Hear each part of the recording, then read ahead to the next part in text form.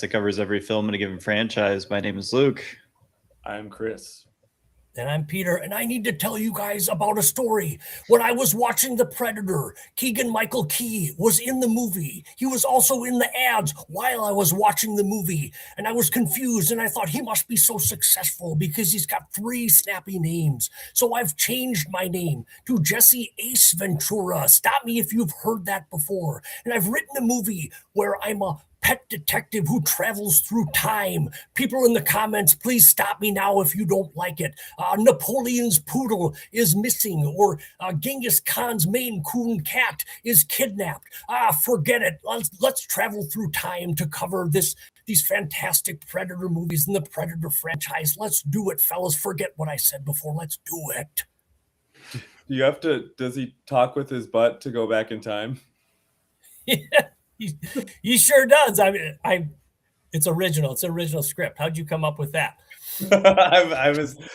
I went back in time and I watched you write it because I too have a time travel machine, and I also have to use my butt to go back in time. Your butt. My butt. Exactly. Have you seen the outtakes of that scene in Ace Ventura where he talks in a German accent and he's talking about being the dolphin trainer? It's the funniest scene in the movie, and it was cut out. I'm Heinz Getzvelvet. You must talk like the dolphin. You must know it's a dolphin. He goes, ee. Anyway, forget it. Let's talk about these great movies. Let's do it, Luke and Chris. Well, we should probably do more actual work on the show behind the show before we hit go. But I didn't even consider. Do we want to talk about these chronologically, like when they came out, or do you want to attack the cartoon, because we have an animated and a live action film? So yeah, I think you have to do it chronologically based on what we saw from the post-credit sequence of Killer of Killers, which, true dorks, they stay for the credits and the post-credit sequences, if you know what I mean. Yeah, but I mean, doesn't it jumps around? So okay, you guys. Well, I'm talking about. So Prey came out in 2022. Killer of Killers came out in 2024. So we could talk about when it was actually released. I'm more saying that, is there a lot to say about an animated movie that was essentially 3 episodes of that, three separate movies that all shared a similar theme? Yeah. And then we can probably blow through that quick. Yeah, but I think we should talk about it chronological and how they were released. I think okay. Let's start out with Prey. That's my opinion. Yeah, we'll just do Prey. So Prey, both of these films, and then our last film that we're going to do on this, Predator Badlands, are all the same director. So I think it's kind of fun that we're able to look at one guy kind of carrying the franchise through for these 3 movies. We can talk about it more, as a whole, as opposed to like criticizing one director or, another director over, their take on it. We can kind of get Dan Trachtenberg's vision of what Predator and Predator stories can be. The writer for Prey is Patrick Asen. It was a straight to streaming release. So it went straight to Hulu. Yeah. Did you guys watch this when it came out? Because my wife and I were pretty excited to watch this. We watched it right when it came out. We really enjoyed it. I had not seen it until we watched it for this. Oh, wow. Really? Here's a fun fact. Prey is responsible for this podcast. That movie. Okay. I know. Let's hear me out. I thought of this earlier today. So Prey comes out direct to streaming, and it is very popular. It does very well for a streaming movie on Hulu. And so another project that they had ready to go that was going to also be straight to Hulu, they bumped to a theatrical release. Any idea what that movie is? Oh, Alien Romulus. Alien Romulus. Oh, okay. So because of Prey's success, Alien Romulus was released in theaters. It was not supposed to be released in theaters. And of course, for those that have listened since day one, the whole kind of impetus for the show That's right. This guy. I have. I've been texting you guys for a long time. It's like that movie. It's like the movie Rockstar, where you were a fan and now you're a part of it. Wow. Mark, with the guy from AC/DC. Oh yeah, that guy too. A real life example. That's Rockstar. The two dancing skeletons in David S. Pumpkin's skit. Who are they? They are part of it. But so what's the Prey is part of the origin story of the podcast, because of course then that was coming into theaters. So Luke and I were like, okay, the Alien franchise, we'll do it, and we planned it out. So of course we could coincide it with the release of Romulus, which we did. Thank you, Prey, for helping that all happen. Thank you, Dan. And I would say that my thoughts on Alien Romulus have been given a number of times. I would say that Prey is a more successful movie in a lot of ways, in that it isn't limited by the fact that it's trying to remake and repurpose stuff from the past movies. It kind of is willing to just do its own thing in a lot of ways. Obviously, there's a lot of the tropes of when hunting a predator and being hunted by a predator that come into it, but I thought that Prey did. I was kind of not like blown away, but I was fairly impressed with how much I enjoyed this. It's solid. I think it might. Okay, you could make a case that it's the best Predator movie. Like, I don't know that I would sign off on that. Standalone movie. Yeah, it kind of, there's no gun action, but like, I don't know, it's pretty good. I don't know, but it's kind of like everything that Predator or Predators wants to be, but is like the Hollywoodized version of, where it's like, let's get these guys down to their base elements in the jungle and like really, really battle it out with the best of the best. And it's like,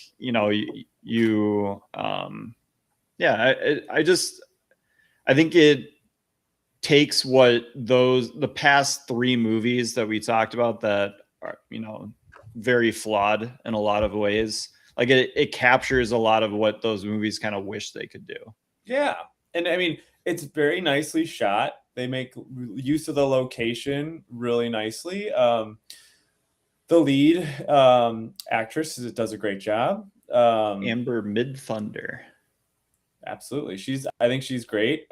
She does what is needed and does a great job of it. You had cool scenes like, I think it's good. But yeah, what do you think, Peter? Prey, yay or nay? I think right off, there's always, and I read this kind of on Reddit, discussion of explicitly showing like a spaceship, and it's a spaceship right at the beginning. I kind of feel like this one, I wish they didn't show it, because I like how our main character sees the spaceship in the clouds, blurred by the clouds, and she references the Thunderbird, and that's a real Native American like mythical creature, mythical animal that they spoke about. And so her seeing that, but not quite seeing it clearly, I thought that was a fantastic intro to the whole mystery of what our characters are experiencing. And this movie takes its time with the main character of going through her life and what her life is like, and then experiencing this mystery with us. So Dan Trachtenberg, the director, wanted it released with zero marketing about the Predator. Yeah. And he wanted it to be called Skulls. And then it was always supposed to be a Predator movie, but he wanted the Predator involvement to not be a part of the marketing for the film. Were they successful in that? Because they were not. No, it got leaked. Yeah, because we all knew, and we were like, "Oh, this is a new Predator movie. It's called Prey," and we liked it. Yep. No, for sure. I didn't have a ton of knowledge going in, but that was just me and my bubble. But yeah, and of course, calling it Prey and all that. Well, I don't know. I would imagine that. Shoot, I'm gonna get the name of the FX show wrong. Well, what's the FX show with the about the Native Americans? Oh, it's got like a name like Reservoir. Reservation Dogs? Reservation. Reservation Dogs. Yes. But I was looking up a lot of the guys These are that the played. things that I know. I've never seen the show, but I know the name of the show. What's wrong with my brain? I don't know. A weirdo. It's good. No, Danny Glover's in that. Or what? Trying to recreate magic again. Hey! Just kidding. I know he's not. Hey guys, it's all good. I'm just ripping. Whatever. But yeah, I was looking up where a lot of the actors in this film had also done work in Reservation Dogs. So I would imagine that Dan's idea for how they could have marketed this is like, oh yeah, we're doing like an all Native American cast. It's a Comanche survival story, and you won't know what the thing that's in the wilderness that's taking these guys out one by one is, and then all of a sudden it's like, boom, it's the Predator. It's Predator. It might be a Predator. Yeah, but yes, everything got leaked. There's also there's a lot of ridiculous stuff that Dan has said about this movie. But he's playing fast and loose with the timelines. We'll get more into that with Killer of Killers, but the script apparently confirms that Billy from the original Predator is a reincarnation of Taabe, the brother of Naru. Whoa! From this movie. Oh wait, okay. Does Taabe get sliced across his torso like Billy? Yep. Yes. Oh, I love it. Bring more stupid info like that. Yep. Take it to the Reddit And thread. Taabe needed a bodyguard to protect people from Taabe. Yeah. No, that didn't happen. Yeah. So yeah, Billy's famous last stand against the Predator in the 1987 film is explained as a subconscious memories from his past life. Sorry. Hell yeah. It's just like, okay. I mean, that's fine. Whatever. Do it. Have fun. So yeah. Do you know that? Did you look up his previous work? Dan Trachtenberg. He did 10 Cloverfield Lane. Yeah. Great. And that's a good one. That was a fantastic movie. John Goodman, amazing. Can I drop a rumor that I heard today? This is hot off the press, okay? This is big. Ooh. The end of Something Street. That movie there's a trailer that came out. It has Anne Hathaway and Ewan McGregor. It looks like it is about like aliens or dinosaurs or something. You guys familiar with this? No, not at all. Not a bit. The end of Oak Street. Okay, there's a trailer. I think it came out during the Super Bowl, and you just don't really know what it is. The end of Oak Street. Yeah. Look it up. Apparently, it's actually secretly a Cloverfield sequel. So that's happening. So just cool.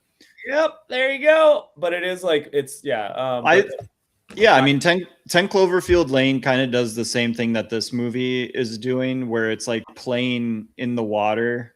Like you have the Cloverfield idea, but it's like not really even about that. This is more of like Naru growing up and becoming a part of the tribe and feeling like communally accepted for wanting to be a warrior and stuff like that.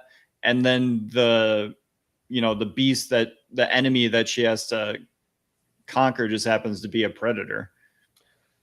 Yeah, they take like 45 minutes. I feel like it takes a good chunk of time before it really has anything to do with Predator. I mean, you see the spaceship, maybe like a little bump. Well, and a lot of it can get explained off by like, white dudes coming in and, killing the buffalo. So is it the predator that's killing these animals? Is it the mountain lion that's killing these animals? I thought that was an interesting twist there, to have like the skinned buffaloes and and then it's like, oh no, maybe it's the French fur traders were coming in and doing that. The predator. Oui. Oh no. Raphael Adolini, 1715. That's him. That's the famous pistol, right? The predator. Yeah. It is. It's in all of these movies. that pistol. Yeah, it shows up again in Killer of Killers, which is a little goofy. It is very goofy. They love the pistol. But the mud scene, like if we're just want to like that, I thought that was really good. Mud scene is great. Shout out incredible dog performance. Playing Coco. Yeah, the dog is good. The neon paint is a nice effect, right? Like it looks good. Yeah, it's a shot well. What did you guys think of the Predator himself? The actual Predator. I thought I kind of didn't like him. Super. Oh, I don't know. I thought it was a cool design. I thought a lot of the because we're farther in the past, his weapons aren't as upgraded. Like the weapons I liked. I'm talking about obviously just his, I don't know, the face kind of. Well, he has a bone mask. The bone mask is cool, but I don't know. He just the original look of that original like practical effect mask is so good. Chris kind of disagrees. He didn't quite like what he said originally. I don't know what he's talking about. But I like the old school one just a little bit better. But I think it's fine. I think it is practical. I mean, there is a guy in a suit. Yeah, that's true. I mean, I thought it was just like all the other ones. I mean, obviously it's different, right? Like it goes back. It's more like tribal predator. Situation. My 7-year-old will tell you it's called a feral predator. Some bullshit he saw on YouTube. I don't know how my 7-year-old got a hold of Yautja lore on YouTube, but he does, and he tells me these things. So he's like more well versed in this stuff than I am, which I think is pretty funny. Hey. There's my son behind me. There is. I know about different Yautjas. Okay, get out of here, Sam. Love that. That was a perfect. He knows about the Yautjas. Predator Badlands is where the real Yautja talk. We get into that. Lots of Yautja codex. Yep. Predator Badlands is almost like a kids movie. That's what I heard. I haven't seen it yet, we'll get into that one. This movie, I really like comedy, right? Like it's like I'm a robot and I'm the predator. Like today we'll get like I heard that we'll thing. Talk about it, but it's wild. I did not enjoy some it. Empire Strikes Back C-3PO kind of stuff going on with Chewbacca and C-3PO on the backpack.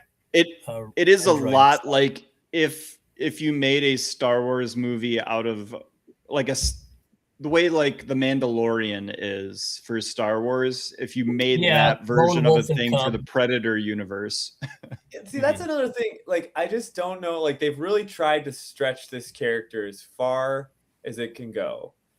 And that's fine. They're definitely trying and putting it in some interesting scenarios. I just don't know if it I think Dan is fallen on some gold here, though. The through time thing just works for me. Like, we'll talk about it more with Killer of Killers, but even with Prey here, like going back to like Comanche, like 1700s times, like it just works. Like it looks cool. You get to, shoot these, wide vistas and stuff like that. You get to make it feel real, and it feels American. Is a character. The setting is a character, and I really love the choice. Like, I love the Rocky Mountains are fantastic. The lighting is incredible. There's also a movie that exists outside of the Predator. Like, there's an idea, there's things that happen within the movie that are non-Predator reliant, and like that makes the inclusion then of the Predator amp it up a little bit more, or decrease. I mean, whatever you think of the Predator, but like it could exist without the idea of the Predator, and I think that's the way to go if you're going to play in this world still. This is how we have a character that we care about. You establish their way of living and how their culture, how they navigate the world, and I have to emphasize, for some reason, specifically the lighting of the morning shots, right when she wakes up. For some reason, the lighting is perfect, and I can smell like what the what it's like, and I can feel the temperature. It's cool in the morning and it's going to get warm throughout the day, and it's the establishing shots are so perfect, and the music does not try to do anything that the other movies did at all. It does its own thing, and I was completely in. Loved it. So this was shot in Stony Nakota land near Calgary. So in Canada. Yeah. Okay. I think didn't The Revenant shoot a lot in Canada? I also think in Argentina, because there wasn't enough snow on that winter. But yeah, like that location, that part of the world, just to be like, it is the antithesis of the jungle. Yeah. Yet it still has trees. Like it's just the it's opposite. Cold and rocky. Yeah. The green is on the ground. It's not in the foliage above you so much, especially at the time of year that they're shooting. I think the bear interaction with the dog and her saving herself in like the beavers dam and stuff like that. Like, you don't need the predator to have that scene be great, and it's just a really good action scene. Yeah. You know what would have made that scene just a little bit better? 1990s bear movie star Bart the Bear. Yes. If you've ever seen Bear? The Bear or The Edge or any movie that required a brown bear, I think The Great Outdoors. Yep. That Do you remember that movie though? Bear with its ass blown off. Bart the Bear is legendary. That movie, anytime he would yell and his lip would come out like this, that was Bart the Bear. That was that's the Bear. What this movie needed. The movie The Bear with Bart has this movie did need the Anthony Hopkins character from The Edge. I fucking love The Edge. Let me tell you, The Edge is one of the great movies of the 90s. Okay, here's how dorky I am. I thought about making a Reddit post of like, what are your favorite abandoned, mysterious cabins in the woods, like in movies? And I would say that cabin that's at the end of The Edge, I would put that at number 1. That fucking cabin on stilts next to a raging waterfall. I'm such a dork. I think about that cabin all the time. Top 5 cabin. I think about the premise of that movie all the time. And this is an awesome movie. I mean, it's one of the great elevator pitches of all time. What is it about? So have you seen it, Chris? No, I have no idea. What one man can do, another can do. Stop edging me with the movie The Edge. So it's about this billionaire. It's about this billionaire who is married to some trophy wife or whatever, and they go out to like shoot they're like doing she's a model, so they're doing a photography shoot, and Alec Baldwin is the photographer. And you find out that Alec Baldwin has been sleeping with the trophy wife of Anthony Hopkins. Then they get stranded in the wilderness together, Anthony Hopkins and Alec Baldwin, and they find out about the infidelities and all that sort of stuff while being stranded in the wilderness together. While a bear is chasing them. This is phenomenal. Wow, okay.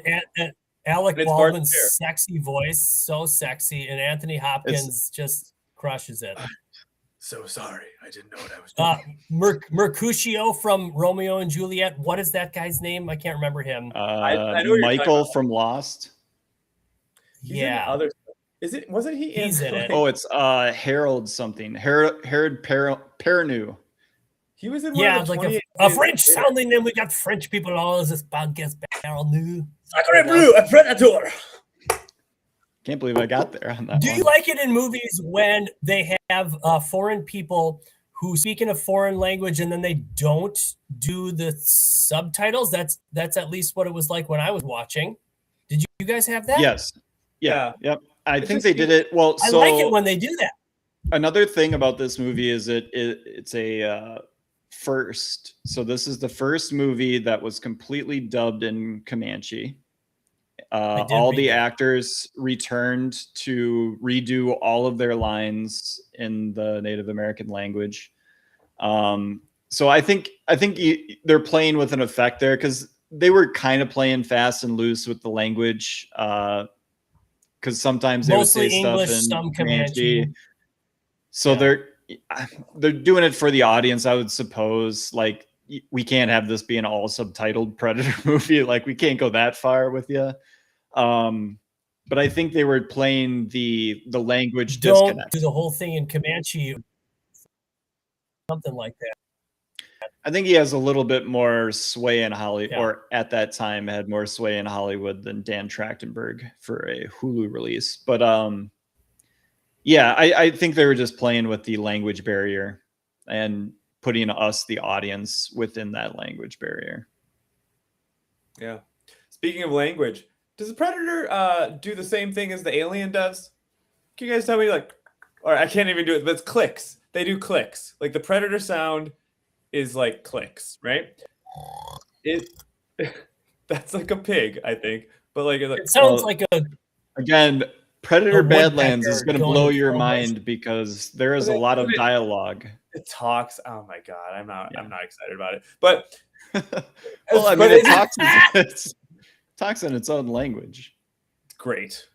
We got that in the cartoon, but for real though, like, do they kind of sound the same? That was a serious question I had. They both do the little click thing. Yeah, I don't know. Is that like a purring? It's like a purr. It's like a click purr. A cat. Yeah, but yeah, they both.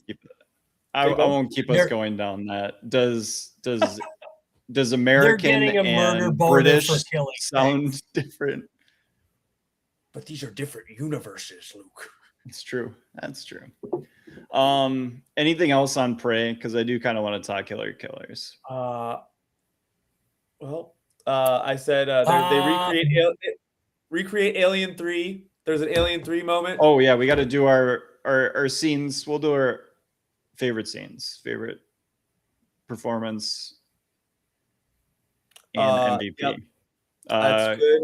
Peter, your favorite scene from Prey? Favorite scene, I think it was like Tabe's final stand. I think just before that, he admits how good that his younger sister, she's a great, and he's been saying it like throughout, that she's a good tracker. Turns out she's a good warrior. He's kind of been talking shit to her the whole time, just like, putting up a front. But he finally, just admits that she is great, and he shows his great bravery there. It seemed like some good practical wire stunts of him flying past on a horse, injuring the Predator. And when he finally gets killed, I thought that was a good moment. That's my favorite scene. Chris? Well, ready? Okay, here's my Jesse Ventura. Okay, this is great. I had to. The only potential heightening that could be done is our friend from outer space taking on a great brown bear of the Northwest, his ferocity only outmatched by his absolute steel trap of a jaw attached to 47 of the sharpest teeth known to the mammal collective. My favorite scene is the bear fight. Hell yeah, the bear fight where his silhouette is like soaked in blood. That was fantastic. Awesome. I mean, because it's a great bear fight before the fucking Predator comes in. Like, you have like so that, and then honorable mention to the mud scene. But bear fight wins. Yeah, I was gonna also say the Tabe scene, but I'll give a shout out to a nailing the ending of a Predator movie. I think the final fight with Naru and the Predator, when she finally takes him out by tricking him into the mud again and then lining up the 3 darts. I was confused by that. She was playing 4D chess there, but I thought it was a good ending. I thought it kept me compelled all the way through. When you're just basically doing fighting for 15 straight minutes. The script was tight in the. pieces to make her successful, where she learned, she uses her slow down people's hearts, cool them down. She did that and learned that she do that to herself. So they did something different other than covering herself in mud to fool the predator. They did something a little bit different, and she used the technology against him and her throwing axe, throwing hatchet. So cool. I think they crafted it well. Cool. Yeah.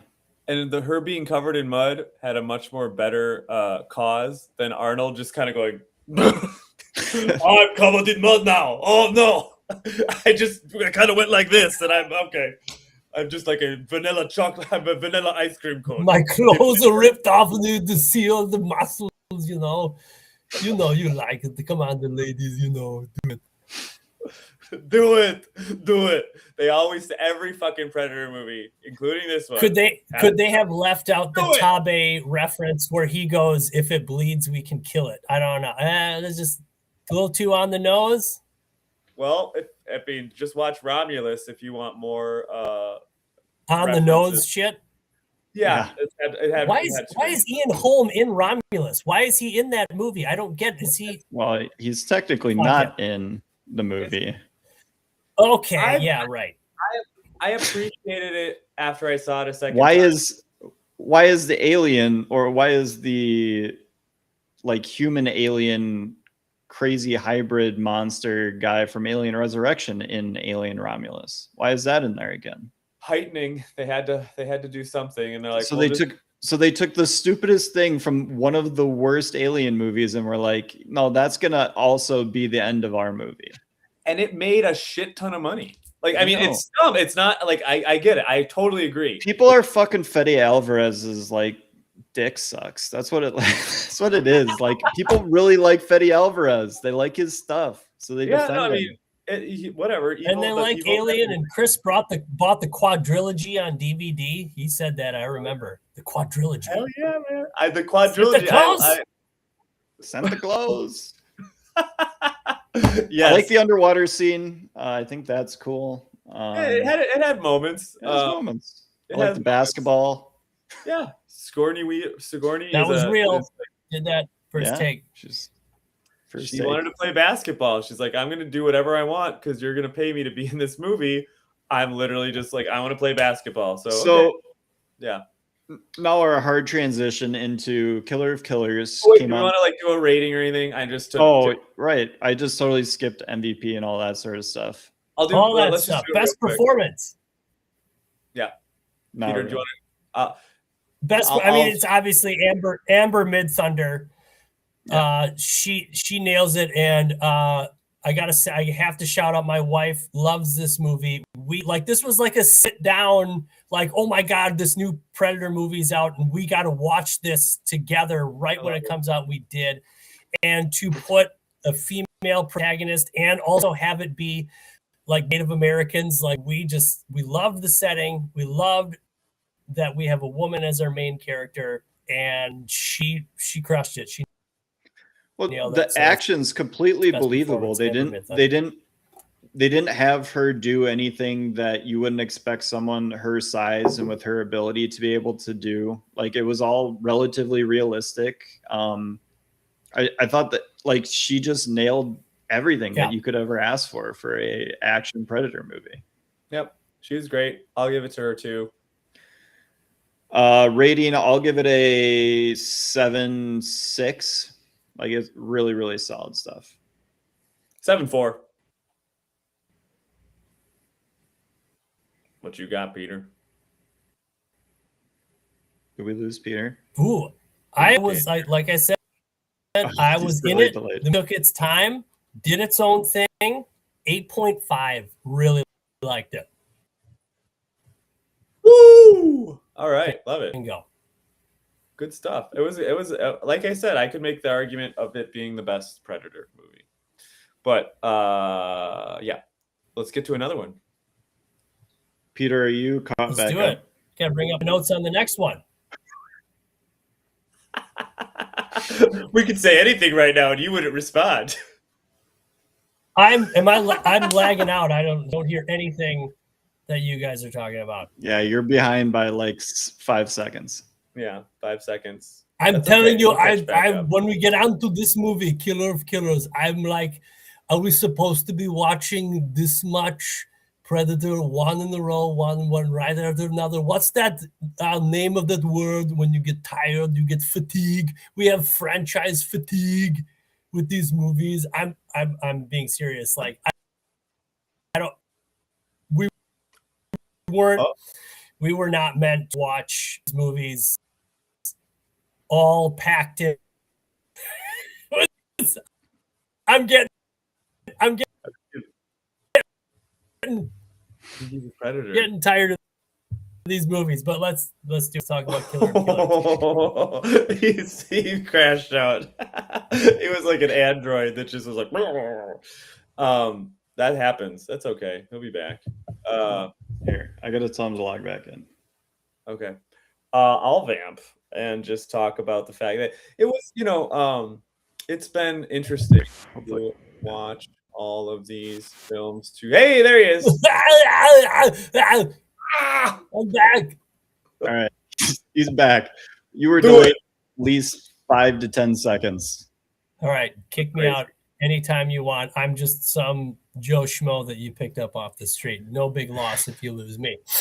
So what we did catch while you were time delayed is that too much Predator in a row. Killer of Killers is too much Predator all in one.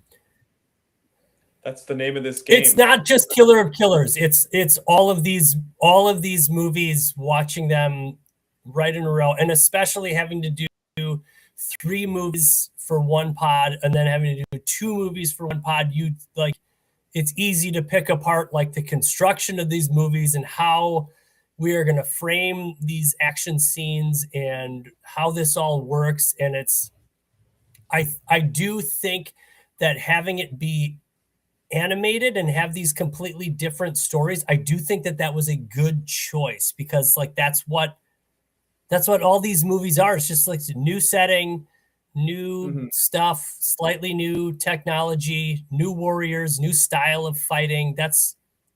They understood what they were doing, but it's like a little bit of franchise fatigue going on here. I think Killer of Killers is really successful at what it's doing. I would say that it's like 3/4 of a good movie. Like if you're taking all the parts together, it gets to about 3/4. I think the end is kind of cheesy and silly. But I think particularly the samurai story is just some exceptional movie making. I respect it. I'm like, I get it. Like, if you liked the Kill Bill anime sequences, this is for you. And they reference, right, the samurai involvement of the Predator in Predators. Right? So the actor who played the samurai in the Predators, Hanzo, is one of the voices of the guys. We should talk about one of the voices. Oh, damn. One of the voices. Do you know that our guy, speak of Alien, Michael Biehn? Yes. He's the voice of, he's in this. He does the voice of. Is he the voice of the dad? No, he's the captain. In the samurai one? No, he's the captain in the in the World War II. Yeah.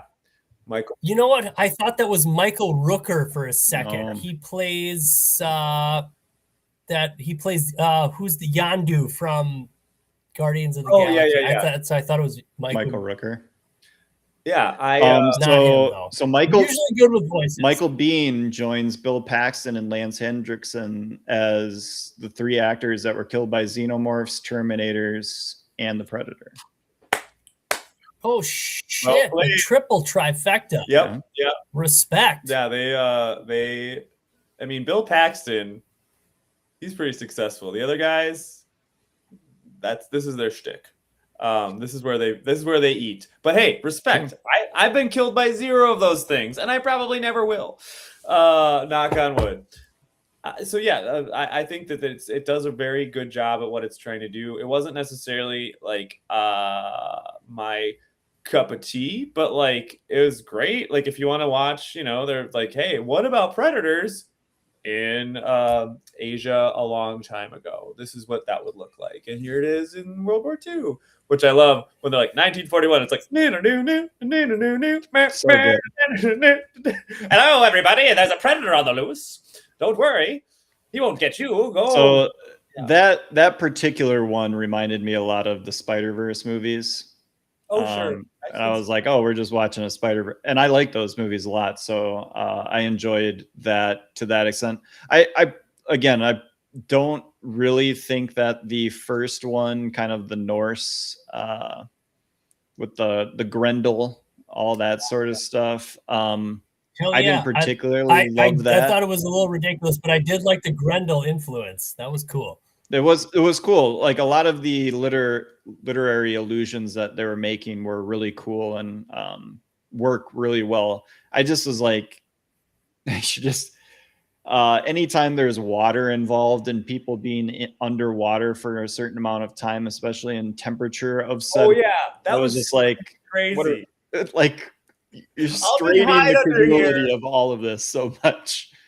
Yeah. Well, okay. You know what though? But so there's the Grendel influence with fighting in the Viking hall, and now I don't know why I didn't put it together, but it's completely influenced by Beowulf, because the second part of Beowulf, after he defeats Grendel, he has to go underwater and swim underwater for like an absurd amount of time, like a superhero amount of time. And so that's I don't know. I just put it together now. So that's where that influence comes from, is superhero breath holding abilities. Makes sense now.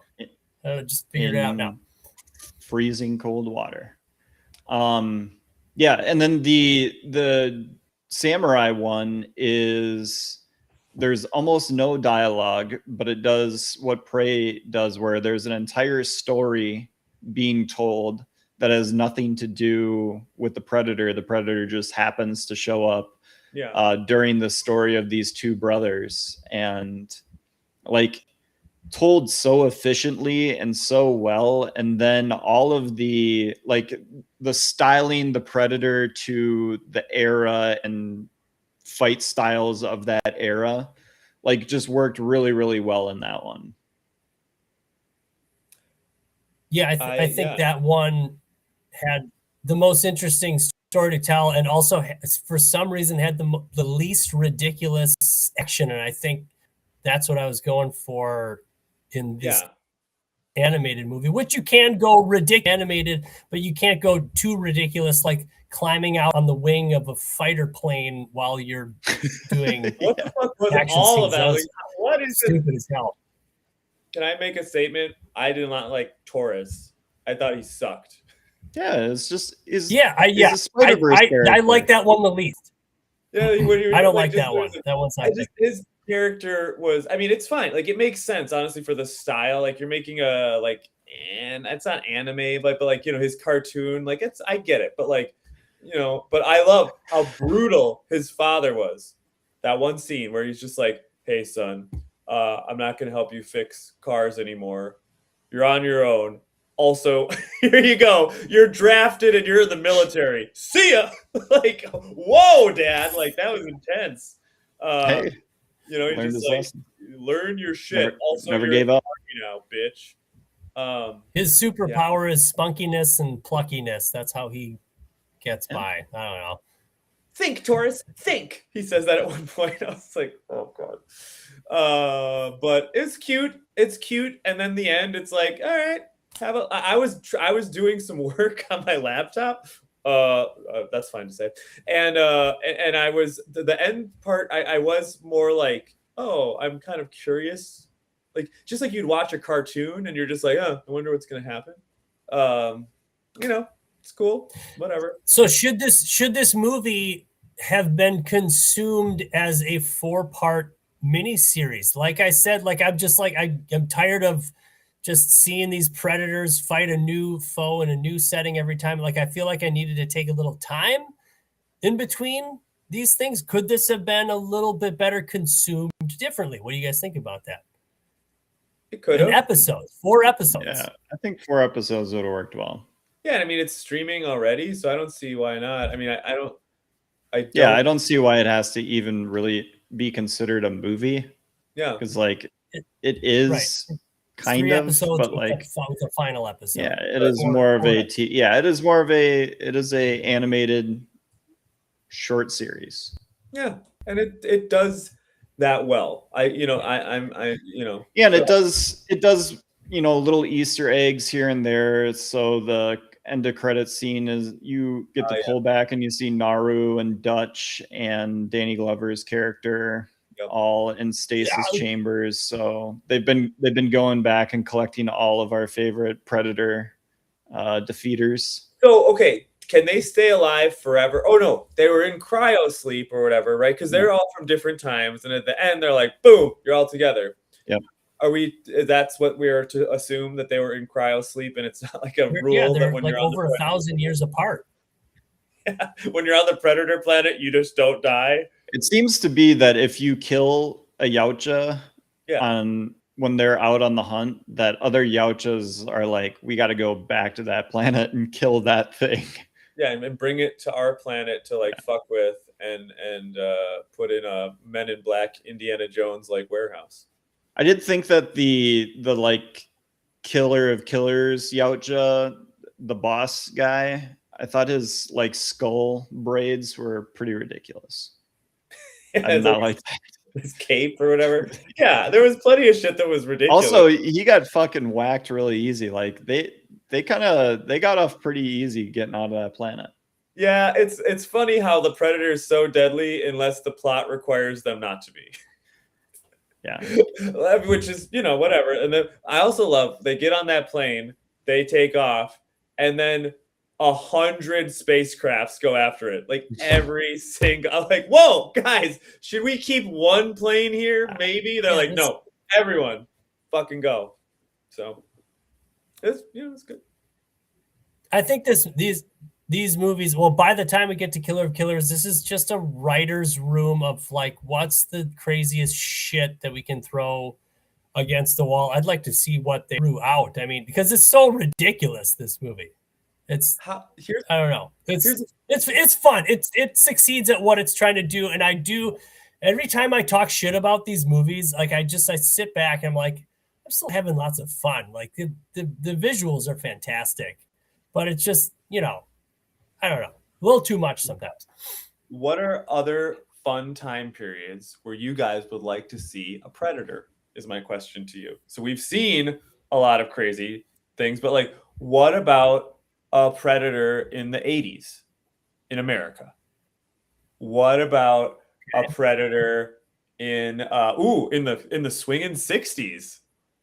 What was that like, right? Like I don't think you're thinking big enough. Like there's a lot of time periods, Chris. For sure. No, I know. I'm going about very the Egyptians, right? I mean, well, we got a little taste of that, you could tie in the Egyptians with some of their hieroglyphics and like you put some Predator carvings. That's all over AVP, brother. Watch that's all over AVP. Literally the whole movie.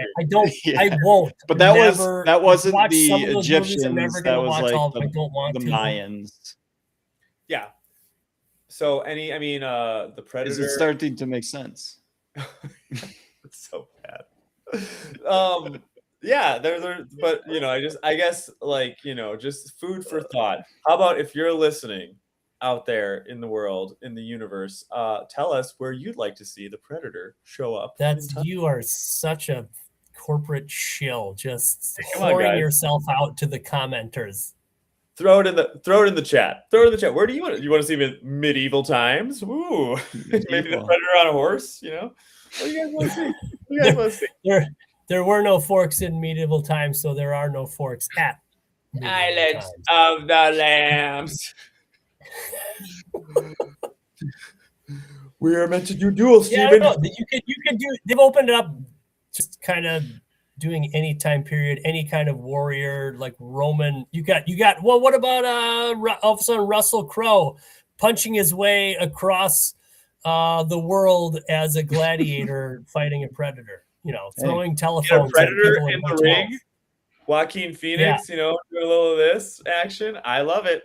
There's a lot. I mean, we could just keep going. There's a lot of opportunities for the Predator, and I would just do it in animated, might as well, so that I don't feel like I have to watch them. Don't make them actual movies. Yeah, I agree. I'm like I've had enough. We can just. I agree with you, Peter. They should. Anytime Dan Trachtenberg wants to make a 30 to 45-minute animated Predator thing, go ahead and do it. Straight to Hulu. I'll watch it. Do it animated. Oh wait, hold on. No, there's nothing. I was just seeing if there's another Predator movie in the works, and I don't know that there is. Well, wasn't this Killer of Killers movie like a secret? Wasn't this a secret thing that they didn't tell anyone about? Which everyone was just, including myself, was like, "Oh, that's fucking sweet," and just went goo gaga over this stupid ass franchise. I'm sorry. I suggested this, you guys. God damn it. Hey, listen. We're having fun. Franchises are gonna stop having fun when you watch Badlands. Yeah, and let me tell you, I mean, you've listened to what we've covered in the past. They're mostly not good, or like lots of movies. You know, not mostly, but I mean, like, this fucking happens. Like, it's very, very rare for a franchise to like be all good. Like, it's pretty much impossible. So, you know, I mean, this is part of the journey. It's part of the journey. This is part of the job. We signed up for it, and we're just soldiering on.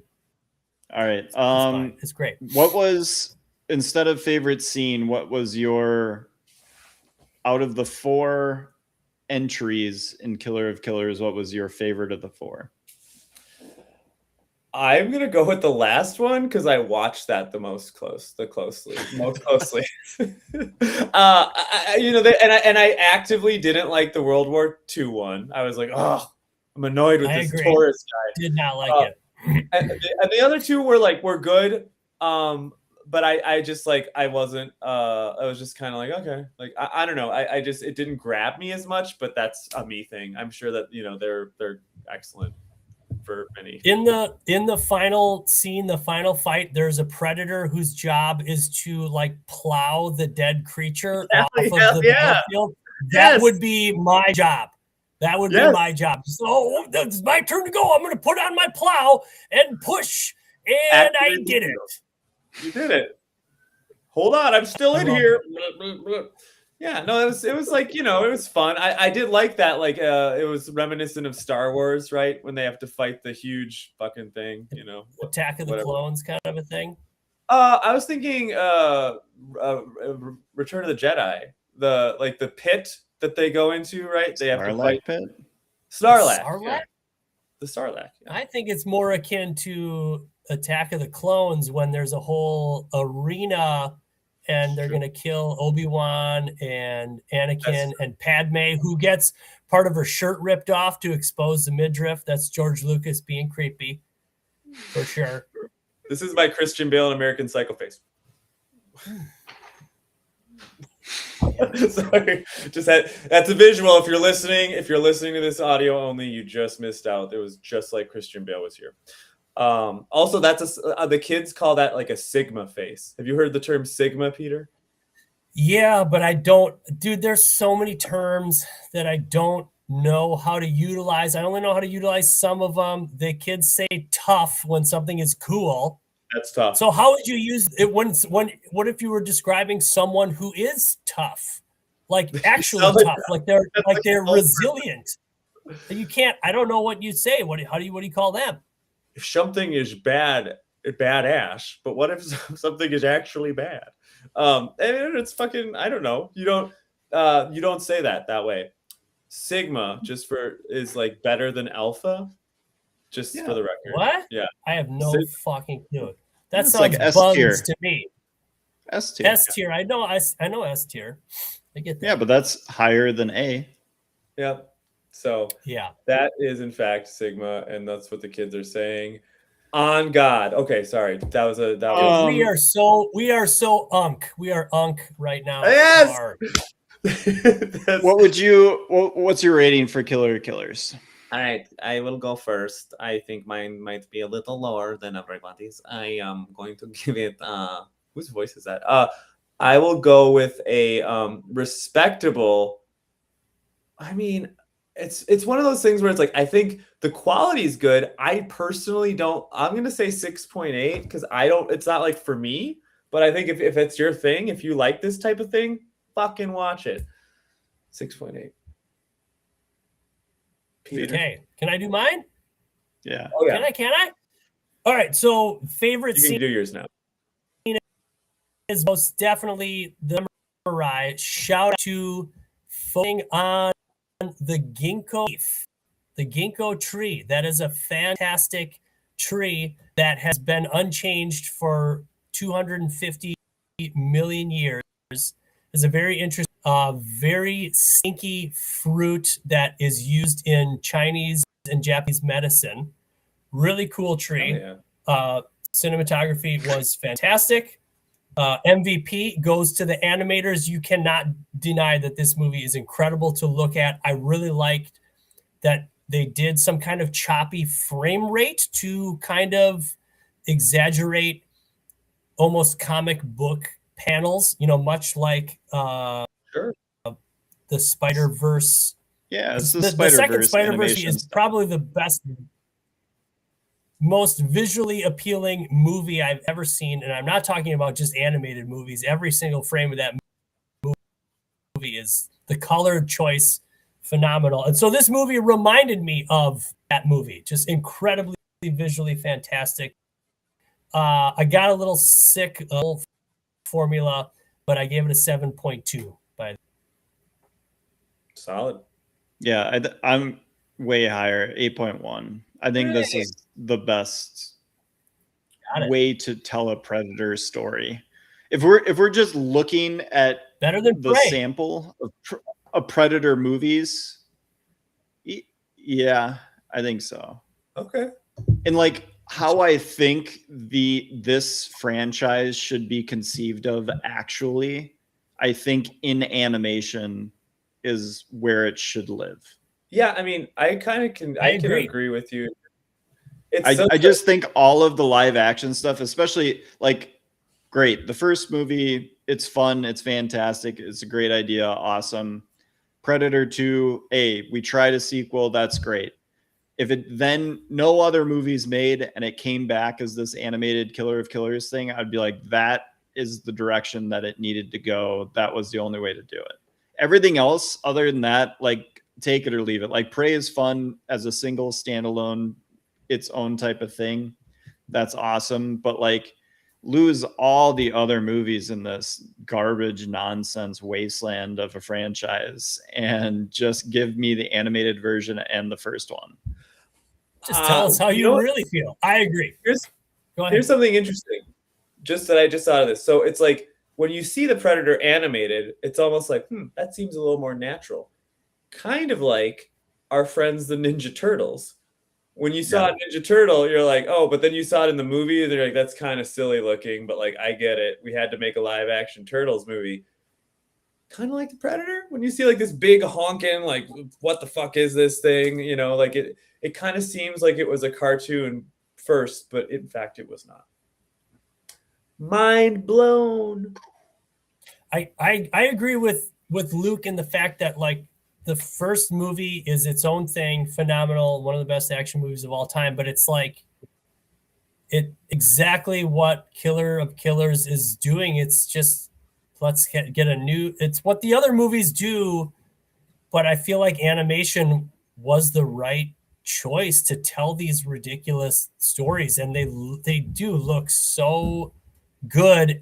And since each little episode's 20 minutes, it's not to be taken too seriously. And that's what when be covering all these movies, it's just that's what you should do, is just make a snappy, poppy action thing that is ridiculous and hopefully not too ridiculous. I wish they would have, now that I've seen Killer of Killers, I wish they would have done Alien Earth as an animated series and just tried to just like you have no limitations to the type of story you can tell or the crazy aliens. If you're going to do that thing where you're bringing in other aliens and stuff like that. Yeah, Just totally. like for a lot of these prestige monster movies that we want to like recreate the magic of, like we can't do it. But we can potentially tell cooler and better stories with animated works, kind of like what Spider-Verse is showing, and really tell new stories. Because I think the live action stuff is just so limited. You can tell like one type of story. That's it. And it's cool when you do it with like Prey and you make it like very specific and you make it, you know, the first movie dubbed in Comanche and you have all, you know, Native American people in it and stuff like that. And it's its own thing and the Predator happens to be in it. Like, that's fine. That's great. That's one way to do the live action thing. But all the other live actions, and I've already seen Badlands, so I'm kind of giving away my thoughts on it, but like, get the fuck out of here. Like, you just don't need it. Get the fuck like, we don't out need of it here, anymore. We have incredible animators, and you can just tell like way more imaginative stories and get more people like actually making it. But Hollywood doesn't need to throw any money into live action Predator movies anymore. It's just, I feel like the return, right? Like, I don't know, like they've had some success with big cartoons, but well, like the X-Men 97, like that was really successful. Yeah, there is a place for it for sure. Quick question: so Prey happened at Hulu? Prey is Disney, like just because of the ownership, right? I found this obviously with Alien Earth, like they still try to have some pretty gory parts, but I can't help but feel, and maybe this is just in my head, but like feel this like kind of overarching like Disney.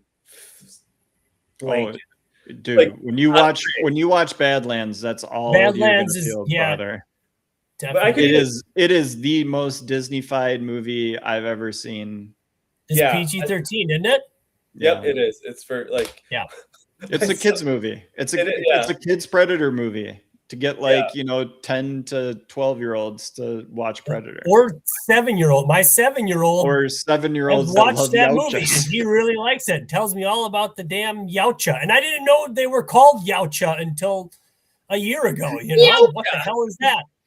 Well, I think it is they go into a lot of the lore in that. Oh, I cannot wait. But yeah, good for kids. But yeah, just like good for kids. My youngest, who is 14, saw that Badlands in theaters, and he said it sucked. but your 14-year-old is a harsh critic, man. He's really harsh on. He saw Hail Mary, right? Yeah, Project Hail Mary. It was so boring. It sucked. Oh like my goodness! I know what he says about most things, unless it's Magazine Dream with Jonathan Majors. He's like, best movie I've ever seen in my life. Wow. And I'm like, that's a dark film, son. I hope you're okay. It's my job to check on him and make sure he is. I think he is. Honestly, Magazine Dreams is pretty sick. Not a good man. Jonathan Majors, not a good man. Crazy movie. But yeah, that's it. So next time we'll talk about this movie that young people and old people maybe don't like, but younger people really like. Yeah, I think this may be the most divided we've ever been with the fan base after we talk about Badlands. Because I think the fan base in general thinks that movie is really good. Maybe I'll love it. I'll love it. Elle Fanning is really good. I like Elle Fanning. She's winning in it. I would say she gives a winning performance. She unfortunately has to do the weird thing where she's playing two characters. Okay. And then it like you're like, why are you so good at the one character, but then the other character is really bad? Huh. Interesting. Well, yeah, that'll make more sense after you watch it. We'll talk about it. We won't reveal our next project until next time. Is that right, Luke? Yeah. Ooh, sneaky. Okay. Very excited. Very excited about very exciting. Very weird, wild stuff. It's gonna be great. Yes. You are correct, sir. All right, guys. This is going to be great. Thank you very much, Luke, for joining us. Thank you, Peter. Thank you to Predators. This is a very relevant impression. Johnny Carson. For all the old fuckers